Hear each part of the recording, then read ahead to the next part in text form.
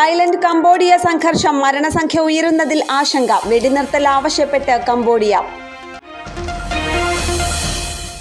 Gaza സമാധാന കരാർ ഹമാസുമായുള്ള മധ്യസ്ഥ ചർച്ചകൾ പരാജയപ്പെട്ടതായി US.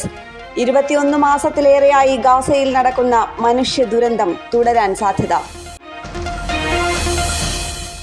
പ്രധാനമന്ത്രി നരേന്ദ്രമോദിയും പ്രസിഡന്റ് മുയിസുവും സംയുക്തമായി മാലിദ്വീപിൽ പ്രതിരോധ മന്ത്രാലയ മന്ദിരം ഉദ്ഘാടനം ചെയ്തു.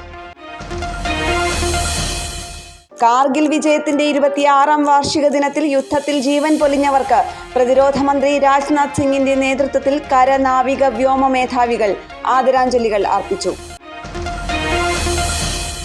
സംസ്ഥാനത്ത് ശക്തമായ മഴയും കാറ്റും തുടരുന്നു. പലയിടങ്ങളിലും വ്യാപക നാശനഷ്ടം. കൊല്ലം തേവലക്കര വിദ്യാർത്ഥി മരിച്ച സംഭവത്തിൽ തേവലക്കര ബോയ്സ് ഹൈസ്കൂളിന്റെ ചുമതല സർക്കാർ ഏറ്റെടുത്തു. കൊല്ലം DEOയ്ക്കാണ് താൽക്കാലിക ചുമതല.